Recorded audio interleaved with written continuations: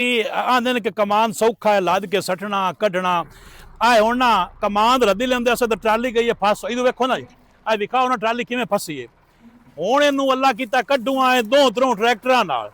एक ट्रैक्टर अग्गू लाई खोते हैं एक आगू होंदा वो अपना ट्रैक्टर है एक होर ट्रैक्टर पहली पासे खोता है वो ला के कढ़दे हैं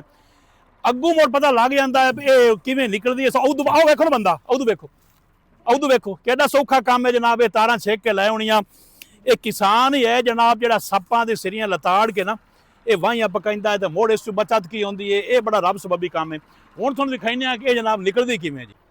आ वेखो तारां छकीने पे जनाब आ बंदा वेखे ना बांदा रंग टंगे होया उत्ते तार दे उत्ते ना ये तां जाके गल पत्तन लगदी है जी तमाशा वेख मलंगा दा जिहड़ा पाव चैनल पे लै गया जे वाइल्ड वाह जी वाह दो ट्रैक्टर त्रीया खड़ो रहा जी आ वेखो ये हुण फेरल करते पे बैक जी बैक तो बाद ये ले जासे जी सीधी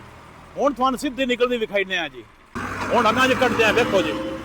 आ देखो हुण अगां कटदे आ जनाब एक ट्रैक्टर पिछू है एक ट्रैक्टर अगू अल्लाह ताला खैर करे जी कल मोड़ नहीं आ गए ट्राली मेरे ख्याल है मोड़ अड़ गई है जी